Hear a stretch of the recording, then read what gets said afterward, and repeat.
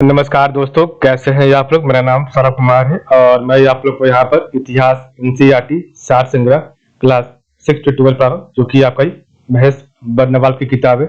और इस किताब को हम लोग पढ़ने जा रहे हैं, आपका मेडिवल हिस्ट्री ऑफ इंडिया, मध्यकालीन इतिहास। ठीक है, तो आज हम आपका चैप्टर नंबर 22 पढ़ेंगे, जो कि आपका खिलजी वंश होगा। ठीक है, तो आपका खिलजी वंश हमने पढ़ लिया था, तो आपका आगे जो है आज हम पढ़ेंगे चैप्टर नंबर 22 में आपका सेकंड वीडियो। तो वो हम पढ़ेंगे आपका सैयद वंश और आपका जो है तुगलक वंश बना। ठीक है, तो तुगलक, सैयद और लोधी वंश को हम लोग इस चैप्टर में समाप्त करेंगे। ठीक है, तो चलिए स्टार्ट करते हैं आपका चैप्टर नंबर 22 और इसका पार्ट नंबर भी सेकंड वीडियो। ठीक है, तो आज हम सेकंड वीडियो का पढ़ेंगे। आपका चैप्टर नंबर 22 का सेकंड वीडियो आ गया। ठीक है, पार्ट नंबर भी। तो तुगलक वंश, तो तुगलक वंश का शासनकाल 1320 से लेके 1412 तक था। ठीक है, तो तुगलक वंश का शासनकाल 1320 से लेकर 1412 तक था। और तुगलक वंश की स्थापना, तो तुगलक वंश की स्थापना गयासुद्दीन मोहम्मद तुगलक ने की थी। और दिल्ली सल्तनत के काल में तुगलक वंश के शासकों ने सबसे अधिक समय तक शासन किया था। ठीक है, दिल्ली पर शासन करने वाले, तो दिल्ली पर शासन करने वाले तुर्क राजवंशों में अंतिम तुगलक वंश था। ठीक है, तो दिल्ली पर शासन करने वाले तुर्क राजवंशों में आपका अंतिम जो था वो आपके तुगलक वंश थे। ठीक है, गयासुद्दीन तुगलक, तो आपके गयासुद्दीन तुगलक 1320 से लेकर 1325 तक। ठीक है, तो गयासुद्दीन तुगलक 1320 से लेकर 1325 तक, तो यह तुगलक वंश का संस्थापक था, जिसका वास्तविक नाम गाजी मलिक था। और मंगोलों को पराजित करने के कारण वह मलिक उल गाजी के नाम से प्रसिद्ध हुआ। ठीक है, तो यह तुगलक वंश का संस्थापक था और जिसका वास्तविक नाम गाजी मलिक था, और मंगोलों को हराने के कारण वह मलिक उल गाजी के नाम से प्रसिद्ध हुआ। ठीक है, इसने सिंचाई के साधनों नहरों का निर्माण करवाया तथा अकाल संहिता का निर्माण करवाया। ठीक है, सल्तनत काल में, तो आपके सल्तनत काल में नहर बनाने वाले यह प्रथम शासक था। तो सल्तनत काल में नहर बनवाने वाला यह प्रथम शासक था 1325 ईस्वी में। तो 1325 ईस्वी में तिरुद की विजय के बाद, तो 1325 ईस्वी में तिरुद की विजय के बाद दिल्ली लौटते समय जो है में ही सुल्तान की मृत्यु हो गई। तो तुगलकाबाद के निकट अफगानपुर में ही सुल्तान की मृत्यु हो गई। ठीक है, तो आपके सल्तनत काल में नहर बनाने वाला प्रथम शासक था 1325 ईस्वी में। जो है तिरुद की विजय के बाद दिल्ली लौटते समय जो है आपका सुल्तान की मृत्यु हो गई। ठीक है, नेक्स्ट आपका है मोहम्मद बिन तुगलक। तो मोहम्मद बिन तुगलक का शासनकाल 1325 से लेकर 1351 ईस्वी तक था। ठीक है, अपने पिता गयासुद्दीन तुगलक, तो अपने पिता गयासुद्दीन तुगलक की मृत्यु के बाद उपाधि जौना खान मोहम्मद तुगलक या मोहम्मद बिन तुगलक के नाम से 1325 में गद्दी पर बैठा। तो अपने पिता गयासुद्दीन तुगलक की मृत्यु के बाद उपाधि जो है जौना खान मोहम्मद तुगलक या मोहम्मद बिन तुगलक के नाम से 1325 में गद्दी पर बैठा था। ठीक है, अफ्रीकी यात्री इब्न बतूता कहता है कि गयासुद्दीन तुगलक ने तुगलकाबाद में स्वर्ण जड़ित ईंटों से एक महल बनवाया था तथा उसके अंदर एक कुंड बनवाकर उसे सोने से भर दिया था। तुगलक वंश ने दिल्ली, तो आपके तुगलक वंश ने दिल्ली सल्तनत को 3 योग सुल्तान दिए। तो आपका पहला गयासुद्दीन तुगलक, उसका बेटा मोहम्मद बिन तुगलक 1325 से 1351 ईस्वी, और भतीजा फिरोज शाह तुगलक 1351 से लेकर 1388 ईस्वी। ठीक है, तो आपके तुगलक वंश ने दिल्ली सल्तनत को 3 योग सुल्तान दिए, और गयासुद्दीन तुगलक, उसका बेटा मोहम्मद बिन तुगलक और भतीजा फिरोज शाह तुगलक। ठीक है, आपका यहाँ पर तुगलक वंश के बारे में बताया गया। ठीक है, तो आपका इधर देखिए, सबसे पहला था गयासुद्दीन, आपका जो पहला शासक था उसका नाम था गयासुद्दीन तुगलक, और इसका नाम था गाजी मलिक। ठीक है, और इसका भाई एक और था जिसका नाम था मलिक रजब। ठीक है, और ये इसने जब भट्टी राजकुमारी के साथ विवाह किया था। ठीक है, तो मलिक रजब ने भट्टी राजकुमारी के साथ विवाह किया था। ठीक है, और सेकंड आपका जो शासक बना उसका नाम था मोहम्मद बिन तुगलक। ठीक है, तो सेकंड शासक था उसका नाम था मोहम्मद बिन तुगलक, और इसका जो उपनाम था वो था जौना खान। ठीक है, जूना खान या जौना खान। ठीक है, उसके बाद मलिक रजब का पुत्र जो है फिरोज शाह तुगलक आपका शासक बना। ठीक है,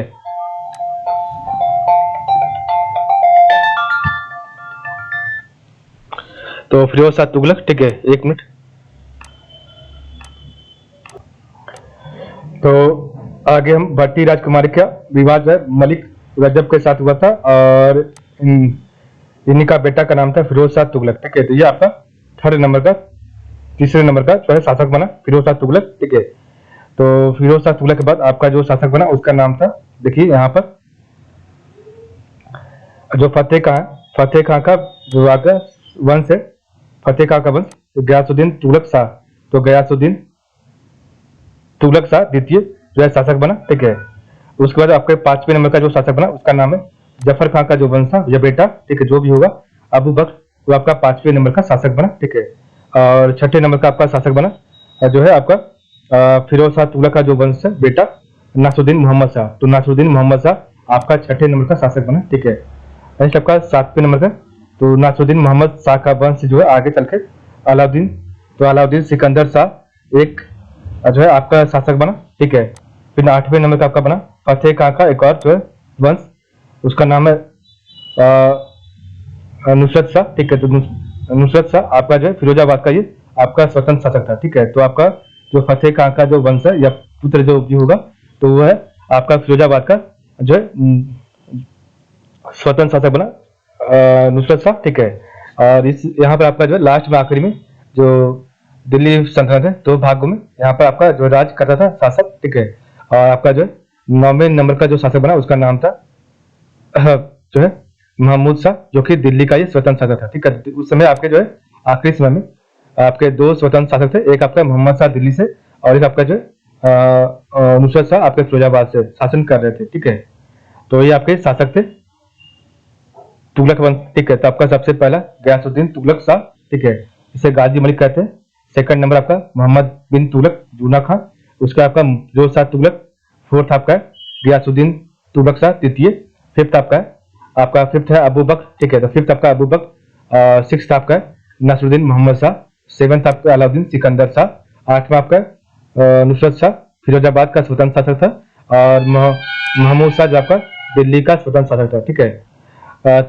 तुगलक वंश के शासकों में, तो तुगलक वंश के शासकों में सर्वाधिक प्रसिद्ध शासक मोहम्मद बिन तुगलक था, तो तुगलक वंश के शासकों में सर्वाधिक प्रसिद्ध शासक मोहम्मद बिन तुगलक था और इसका शासनकाल 1325 से लेकर 1391 ईस्वी में हुआ था। और इस काल में उत्तरी अफ्रीका मोरक्को का एक अरब यात्री, तो इस काल में उत्तरी अफ्रीका मोरक्को का एक अरब यात्री इब्न बतूता 1333 ईस्वी में भारत आया और उसने मोहम्मद बिन तुगलक के शासनकाल में यहाँ के निवासियों के जीवन का विस्तार पूर्वक वर्णन किया। मोहम्मद ऊंचे आदर्शों पर विश्वास करने वाला शासक था, तो मोहम्मद ऊंचे आदर्शों पर विश्वास करने वाला शासक था और मोहम्मद बिन तुगलक ने अपने शासनकाल में निरंतर चलने वाले विद्रोह से हताशा होकर मेरा साम्राज्य रुग्ण हो गया और ठीक यह किसी उपचार से ठीक नहीं होता है और वैद्य सर दर्द ठीक होता करता है तो बुखार हो जाता है और अगर बुखार ठीक करने की कोशिश करता है तो कुछ और हो जाता है।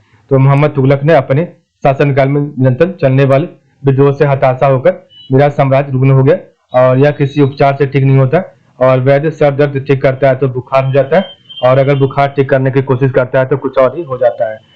नेक्स्ट आपका मोहम्मद बिन तुगलक ने, तो मोहम्मद बिन तुगलक ने धार्मिक और न्यायिक मामलों से उलेमा का वर्चस्व समाप्त कर एक धर्मनिरपेक्ष साम्राज्य की स्थापना की थी और उसके इस कार्य से उलेमा व कट्टर दुश्मन बन गए और यद्यपि मोहम्मद बिन तुगलक ने उलेमा का प्रभाव समाप्त कर दिया था, ठीक है। तो मोहम्मद बिन तुगलक ने आपके धार्मिक एवं न्यायिक मामलों से उलेमा का वर्चस्व समाप्त कर एक धार्मिक धर्मनिरपेक्ष राज्य की स्थापना की थी और उसके इस कार्य से उलेमा व कट्टर दुश्मन बन गए, यद्यपि मोहम्मद बिन तुगलक ने उलेमा का प्रभाव समाप्त कर दिया और इसने जैन विद्वानों जिन प्रभा सूरी, तो इसने जैन विद्वानों जिन प्रभा सूरी राजशेखर को अपने दरबार में स्वागत किया और मोहम्मद बिन तुगलक ने सती प्रथा को रोकने का प्रयास किया था और इसके काल में अंतिम मंगोल आक्रमण जो है तरमासिरीन, तो तरमासिरीन 26 से 27 के नेतृत्व में हुआ था। तो इसके काल में अंतिम मंगोल आक्रमण, तो इसके काल में अंतिम मंगोल आक्रमण तरमासिरीन के नेतृत्व में 26-27 में हुआ था, ठीक है। तरमासिरीन के नेतृत्व में मंगोल सिंह तक, तो तरमासिरीन के नेतृत्व में मंगोल सिंह तक आप गए तथा उनका एक दल दिल्ली से 65 किलोमीटर दूर मेरठ तक पहुंच गया और झेलम के निकट एक लड़ाई में मोहम्मद बिन तुगलक ने न केवल मंगोलों को हरा दिया बल्कि कलानौर पर भी अधिकार कर लिया। कुछ समय तक उसका वर्चस्व सिंध के पार पेशावर तक स्थापित हो गया था, ठीक है। तो तरमासिरीन के नेतृत्व में मंगोल चीन तक आ गए तथा उनका जो है एक दल जो है दिल्ली से 65 किलोमीटर दूर मेरठ तक पहुंच गया और झेलम के निकट एक लड़ाई में मोहम्मद बिन तुगलक ने न केवल मंगोलों को हरा दिया बल्कि कनालौर पर भी अधिकार कर लिया। कुछ समय तक उसका वर्चस्व सिंध के पार पेशावर पर स्थापित हो गया। मोहम्मद बिन तुगलक पहला ऐसा सुल्तान था। तो मोहम्मद बिन तुगलक पहला ऐसा सुल्तान था जिसने हिंदुओं के मुख्य त्योहार होली में भी भाग लिया था।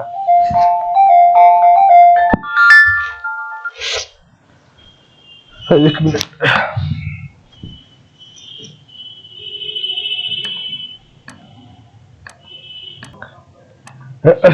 मोहम्मद तुगलक पहला ऐसा सुल्तान था जिसने हिंदुओं के मुख्य त्योहार होली में भाग लिया था। ठीक है। उसने तर्क पर आधारित सिद्धांतों पर शासन चलाने का प्रयत्न किया और उसके बहुत से विचार बड़े ही बुद्धिता बुद्धिमत्तापूर्ण और विवेकपूर्ण थे, परंतु उसने उनको सही ढंग से कार्यान्वित नहीं किया। ठीक है। तो उसने तर्क पर आधारित सिद्धांत पर शासन का चलाने का प्रयत्न किया और उसके बहुत से विचार बड़े ही बुद्धिमत्तापूर्ण और विवेकपूर्ण थे, परंतु उसने उसको सही ढंग से कार्यान्वित नहीं किया। नेक्स्ट आपका मोहम्मद बिन तुगलक के प्रयोग।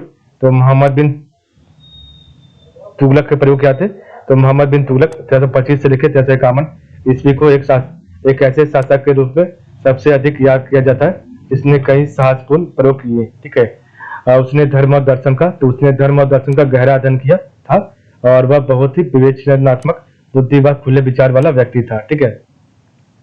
राजधानी परिवर्तन इसने किया था 1327 ईस्वी में। और मोहम्मद बिन तुगलक का सबसे विवादास्पद कदम राजधानी का दिल्ली से देवागिरी को स्थानांतरण करना था। सुल्तान देवागिरी को द्वितीय राजधानी बनाना चाहता था ताकि वह दक्षिण भारत पर बेहतर नियंत्रण स्थापित कर सके। उसने देवागिरी का नाम बदलकर दौलताबाद रख दिया था। ठीक है।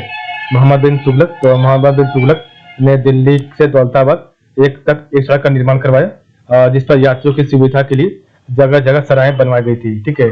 परंतु दिल्ली से दौलताबाद की दूरी 1500 किलोमीटर से भी अधिक थी। ठीक है। प्रतीक मुद्रा का चलन जो 1329 से लेकर 1330 ईस्वी के बीच में हुआ था। ठीक है। तो मोहम्मद बिन तुगलक की अगली महत्वपूर्ण पहल प्रतीक मुद्रा का प्रचलन आरंभ करना था और 14वीं सदी में विश्व में चांदी की कमी हो गई थी। ठीक है। तो मोहम्मद बिन तुगलक की अगली महत्वपूर्ण पहल प्रतीक मुद्रा का प्रचलन आरंभ करना था और 14वीं सदी में विश्व में चांदी की कमी हो गई थी। ठीक है। और इस प्रयोग से पूर्व चीन का कुबलाई का प्रतीक मुद्रा का प्रयोग सफलतापूर्वक कर चुका था। ठीक है। और सन 1294 ईस्वी में काई कातू नामक एक ईरानी शासक ने अपने देश में कागजी मुद्रा चांद प्रचलित करने की कोशिश की थी। ठीक है। मोहम्मद बिन तुगलक ने कांसे का सिक्का चलाने का निर्णय किया और जिसका मूल्य चांदी के टंके के बराबर था। ठीक है। तो मोहम्मद बिन तुगलक ने कांसे का सिक्का चलाने का निर्णय किया जिसका मूल्य चांदी के टंके के बराबर था। ठीक है। लोगों ने स्वयं ही जाली मुद्रा ढालना प्रारंभ कर दिया। अंत में मोहम्मद ने प्रतीक मुद्रा वापस लेने का फैसला किया और उसने कांसे के सिक्कों के बदले चांदी के सिक्के देने का वचन किया। ठीक है। नेक्स्ट आपका खुरासन योजना। तो आपका खुरासन योजना जो है ये चला आपका। तो यह अभियान हिमालयी क्षेत्र के कुमायूं के पहाड़ी प्रदेशों में आरंभ किया गया था। कहा जाता है कि इसका उद्देश्य चीनियों की बढ़त को रोकना था। ठीक है। दिल्ली की सेना कठिनाई भरे प्रदेशों में बहुत दूर तक आगे बढ़ने गई तथा वहां विपत्ति में फंस गई। कराची अभियान में कहा जाता है कि 10,000 की सेना में केवल 10 लोग वापस लौटे और मोहम्मद तुगलक ने कांगड़ा पहाड़ी पर भी आक्रमण किया था। ठीक है। नेक्स्ट आपका कृषि सुधार। तो आपका कृषि सुधार क्या था? तो मोहम्मद बिन तुगलक ने कृषि में सुधार लाने के लिए कई कदम उठाए और उनमें से अधिकांश सुधार दोआब के क्षेत्र में लागू किए गए थे। इस योजना के दौरान अकाल का 6 साल तक एक लंबा दौर चला और जिसने प्रदेश को नष्ट कर दिया। ठीक है। पशुओं और बीजों के लिए कुएं खोदने के लिए ऋण सुलभ कराकर राहत देने का प्रयास किया गया, लेकिन इस समय तक दिल्ली में 3 लोगों की मृत्यु हो चुकी थी कि वातावरण दूषित हो गया था। ठीक है।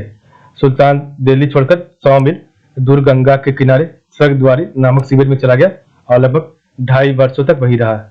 उसने दबाव में कृषि के विस्तार और सुधार के लिए एक योजना का आरंभ की और उसने दीवान अमीर कोही नाम से एक अलग विभाग की स्थापना की। कृषि क्षेत्रों को विकास प्रखंडों में विभाजित कर दिया गया। ठीक है। नेक्स्ट आपका प्रत्येक प्रखंड को एक अधिकारी के अधीन रखा गया जिसका काम किसानों को ऋण देकर कृषि का विस्तार करना तथा उन्हें बेहतर फसल उगाने के लिए प्रेरित करना था। और जैसे जौ के स्थान पर गेहूं और गेहूं के बदले गन्ना और गन्ने के जगह अंगूर और खजूर करना था। यह योजना विफल हो गई। तो यह योजना विफल हो गई, इसका कारण से क्रियान्वित करने के लिए नियुक्त किया गया अधिकारियों की अनुभवहीनता और भ्रष्टाचार था। मोहम्मद बिन तुगलक, तो मोहम्मद बिन तुगलक का शासनकाल दिल्ली सल्तनत की चरमोत्कर्ष का काल था और वही उसके विघटन की प्रक्रिया के आरंभ का दौर भी साबित हुआ। और दिल्ली सल्तनत का पतन और विघटन, तो दिल्ली सल्तनत का पतन और विघटन कैसे हुआ? तो मोहम्मद बिन तुगलक के शासन के उत्तरार्ध में साम्राज्य के विभिन्न भागों में लगातार विद्रोह हुए, ठीक है। और साम्राज्य के विभिन्न भागों जैसे बंगाल, मावर, तमिलनाडु, वारंगल, कामपली, कर्नाटक, पश्चिम बंगाल, अवध, गुजरात और सिंध में एक के बाद एक विद्रोह का सिलसिला जारी हो रहा। सुल्तान के दक्षिण भारत से लौटते ही वहां हरियर और हुक्का नामक दो भाइयों के नेतृत्व में विद्रोह प्रारंभ हो गया और अमीरों ने दौलताबाद के निकट एक छोटा सा राज्य कायम कर लिया, जिसके विस्तार ने बहमनी साम्राज्य का रूप ले लिया, ठीक है। मोहम्मद बिन तुगलक ने अवध, गुजरात और सिंध के विद्रोह को दबाने का सफलता प्राप्त की और सिंध में ही मोहम्मद बिन तुगलक की मृत्यु हो गई। उसके बाद दिल्ली की गद्दी पर फिरोज शाह तुगलक जो है आसीन हुआ, ठीक है। और फिरोज शाह तुगलक का शासनकाल 1351 से लेकर 1388 तक था। तो फिरोज शाह तुगलक मोहम्मद बिन तुगलक के चाचा रजब का पुत्र था और रजब का विवाह एक राजपूत राजा रनमल की पुत्री से हुआ था। फिरोज उसी का पुत्र था, ठीक है। फिरोज शाह तुगलक का जन्म 1309 ईस्वी में हुआ था। मोहम्मद बिन तुगलक की नीतियों से अमीरों में और साथ ही सेनाओं में गहरा असंतोष फैला गया था, इसलिए फिरोज शाह तुगलक ने अमीरों, सेना और उलेमाओं के प्रति तुष्टीकरण की नीति अपनाई। उसने दक्षिण भारत और दक्कन पर फिर से अपना अधिकार जमाने का प्रयत्न नहीं किया। उसने हुक्म जारी किया कि जब भी किसी अमीर की मृत्यु हो तो इकता सहित उसका स्थान उत्तराधिकार में उसके पुत्र को दे दी जाए। उसने अमीरों को यातना देने की प्रथा समाप्त कर दी, जिससे अमीर लोग प्रसन्न हुए। वंशानुगत के सिद्धांत को फिरोज ने सेना पर भी लागू कर दिया और सिपाहियों को नगद वेतन नहीं दिया, बल्कि अलग अलग गांवों के पूरा उनके नाम कर दिए। जब सिपाहियों द्वारा रखे जाने वाले घोड़ों का हिसाब लिया जाता था, तब तो वे किरानियों को घूस देकर अपने खराब घोड़े को भी अच्छे घोड़े में सुधार करवा लेते थे, ठीक है। फिरोज शाह तुगलक ने स्वयं को सच्चा मुसलमान शासक और अपने राज्य को विशुद्ध इस्लामी राज्य घोषित कर उलेमाओं को प्रश्न करने का प्रयास किया, ठीक है। तो फिरोज शाह तुगलक ने स्वयं को सच्चा मुसलमान शासक और अपने राज्य को विशुद्ध इस्लामी राज्य घोषित कर उलेमाओं को प्रसन्न करने का प्रयास किया, ठीक है। फिरोज शाह तुगलक के शासन काल में जजिया एक अलग कर बन गया और पहले वह पूरा राजस्व कर का ही हिस्सा था। इस कर से केवल स्त्रियों, बच्चों और अंधों, अपंगों और जीविका के साधन से विभिन्न लोगों को ही मुक्त रखा गया था और ब्राह्मणों पर भी जजिया कर लगा दिया गया था, ठीक है। फिरोज शाह तुगलक पहला सुल्तान था जिसने हिंदू धर्म ग्रंथों का संस्कृत से फारसी में अनुवाद करने का कदम उठाए थे। दिल्ली सल्तनत के शासकीय व्यवस्था, तो दिल्ली सल्तनत का शासकीय व्यवस्था क्या था? तो इधर आपका विभाग है, इधर आपका शासक का नाम है, ठीक है। तो दीवान अर्ज आपका सैन्य विभाग था, जो कि इसका शासक बलवंत था। दीवान अर्ज सैन्य विभाग, इसका शासक बलवंत था। दीवान रियासत बाजार नियंत्रण, इसका शासक अलाउद्दीन खिलजी था। दीवान मुस्तकराज, इसका जो है दीवान मुस्तकराज राजस्व विभाग, इसका शासक अलाउद्दीन खिलजी था। दीवान अमीर गोही, ये आपका कृषि विभाग का था, ठीक है। इसका शासक जो शुरुआत कराने वाला मोहम्मद बिन तुगलक था। दीवान खैरात, तो ये आपका दान विभाग का था और इसका शासक जो था फिरोज शाह तुगलक था। और दीवान बंदगान, ये आपका गुलाम विभाग था और इसका जो है शुरुआत करने वाला शासक का नाम था फिरोज शाह तुगलक, ठीक है। तो बलबन ने आपका दीवान अर्ज सैन्य विभाग की स्थापना की थी। अलाउद्दीन खिलजी ने आपका दीवान रियासत बाजार नियंत्रण का शुरुआत किया था। अलाउद्दीन खिलजी ने दीवान मुस्तकराज, तो राजस्व विभाग का शुरुआत किया था। मोहम्मद बिन तुगलक, तो आपका दीवान अमीर को कृषि विभाग का स्थापना किया था। फिरोज शाह तुगलक, तो दीवान खैरात दान विभाग का शुरुआत किया था। और फिरोज शाह तुगलक दीवान बंदगान गुलाम विभाग का स्थापना किया था। संगीत आयुर्वेद, तो आपका संगीत आयुर्वेद और गणित के भी कई ग्रंथ उसके शासनकाल में संस्कृत और से फारसी में अनुवादित किए गए। गरीबों के मुफ्त इलाज के लिए अस्पताल बनवाए गए तथा कोतवालों को बेरोजगार लोगों की सूची तैयार करने के आदेश दिए गए एवं गरीबों की पुत्रियों की शादी के लिए दहेज भी दिए गए, ठीक है। फिरोज शाह तुगलक ने लोक निर्माण के लिए एक बड़ा विभाग स्थापित किया जो सरकारी निर्माण कार्य की निगरानी करता था। उसने अनेक नहरों की मरम्मत करवाई और अनेक नई नहरों खुदवाई। सबसे बड़ी नहर लगभग 200 किलोमीटर लंबी थी और एक अन्य नहर यमुना से निकलती थी, ठीक है। फिरोज शाह तुगलक की मृत्यु के बाद दिल्ली सल्तनत बिखर गई। तो फिरोज शाह तुगलक की मृत्यु के बाद दिल्ली सल्तनत बिखर गई तथा उत्तर भारत अनेक छोटे छोटे राज्यों में बट गया। और 1398 ईस्वी में भारत पर तैमूर के आक्रमण के साथ तुगलक साम्राज्य का अंत हो गया। ठीक है, तो फिरोज शाह तुगलक की मृत्यु के बाद दिल्ली सल्तनत बिखर गई तथा उत्तर भारत अनेक छोटे छोटे राज्यों में बट गया। और 1398 ईस्वी में भारत पर तैमूर के आक्रमण के साथ तुगलक साम्राज्य का अंत हो गया। ठीक है, सुल्तान महमूद नसरुद्दीन महमूद 1394 से 1412 ईस्वी महत्वाकांक्षी अमीरों और विद्रोही राजाओं पर नियंत्रण स्थापित करने में असफल रहे। दिल्ली पर तैमूर के आक्रमण 1398 ईस्वी से सल्तनत काल की नींव कमजोर हो गई और तैमूर ने भारत पर लूटपाट के उद्देश्य से आक्रमण किया था। ठीक है, तैमूर ने दिल्ली में प्रवेश कर अत्यधिक तबाही मचाई और उससे बड़ी संख्या में लोगों की हत्या की। इस आक्रमण के द्वारा भारत से बहुत सा धन, सोना चांदी और हीरे जवाहरात आदि विदेश ले जाया गया। राजमिस्त्री संगतराज बढ़ई आदि अनेक कारीगरों को तैमूर अपने साथ ले गया और इनमें से कुछ लोगों ने उसकी राजधानी समरकंद में अनेक सुंदर इमारतें बनाने में योगदान दिया। भारत में तैमूर के आक्रमण का प्रत्यक्ष राजनीतिक प्रभाव बहुत ही सीमित नहीं रहा। ठीक है, तैमूर के विद्रोह को दिल्ली के सुल्तानों के सशक्त शासन के दौर की समाप्ति का सूचक माना जाता है और यद्यपि स्वयं तुगलक राजवंश जैसे तैसे 1412 ईस्वी तक कायम रह सका था। ठीक है, नेक्स्ट आपका सैयद वंश। तो आपके सैयद वंश में जो आपका शासक था उसका नाम है, आपका जो सैयद वंश है वो आपका 1414 से लेकर 1451 तक चला। ठीक है, तो इसका सुल्तान, उसका शासनकाल। ठीक है, तो खिजरी खां का शासनकाल 1414 से लेकर 1421 तक था। मुबारक शाह 1421 से लेकर 1434 तक। मोहम्मद शाह 1434 से लेकर 1445 तक।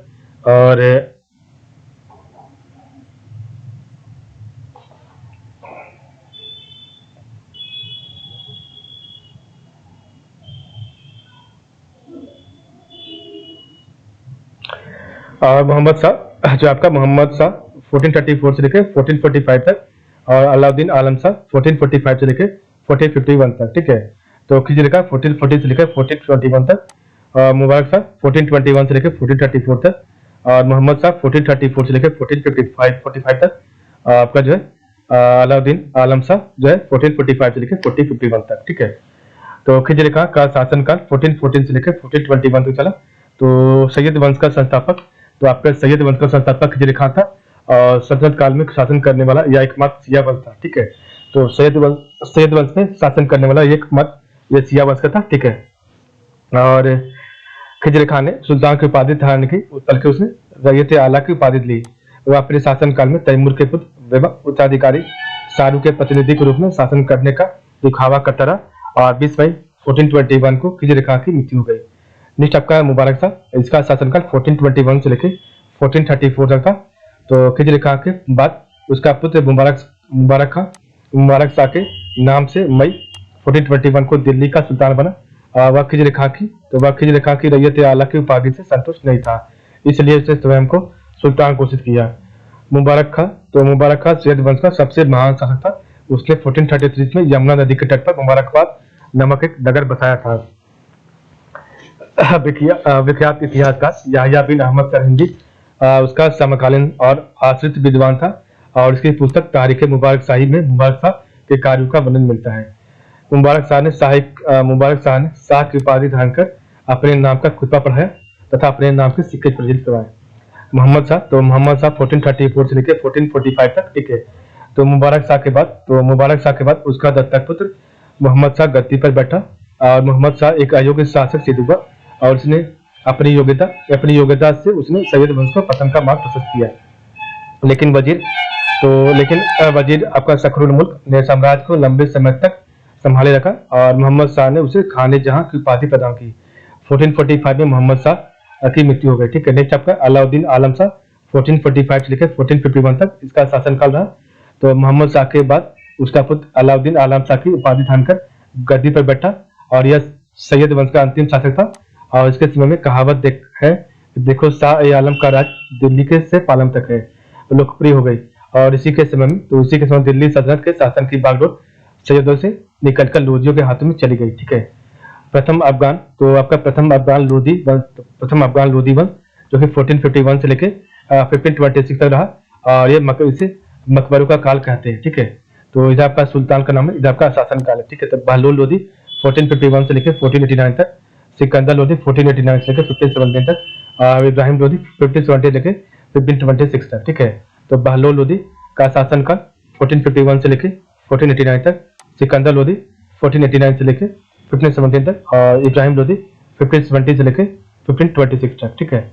तो सबसे पहला आपका शासक है लोधी वंश में बहलोल लोधी, और इसका शासनकाल 1451 से लेके 1489 तक। तो बहलोल लोधी ने प्रथम अफगान राज्य की स्थापना की, और शर्की सुल्तान महमूद शाह का विवाह सैयद वंश के अंतिम सुल्तान अलाउद्दीन आलम शाह की पुत्री जो है बीबी राजी से हुआ था।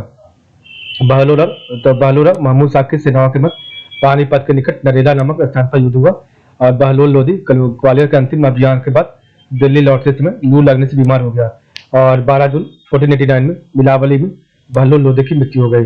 बहलोल लोधी एक साधारण व्यक्ति था। तारीख दाऊदी के लेखक अब्दुल्ला के अनुसार जब वह अपने सरदारों के साथ मिलता था तब वह कभी भी सिंहासन पर नहीं बैठा था। उसकी महत्वपूर्ण उपलब्धि जौनपुर राज्य का दिल्ली सल्तनत में विलय था, ठीक है। बहलोल लोधी ने दिल्ली सल्तनत में सभी शासकों में सर्वाधिक समय 38 वर्ष तक शासन किया था। दिल्ली सल्तनत, तो आपके दिल्ली सल्तनत पर शासन करने वाला प्रथम अफगान वंश था, उसने बहलोल सिक्के प्रकट किया था, ठीक है।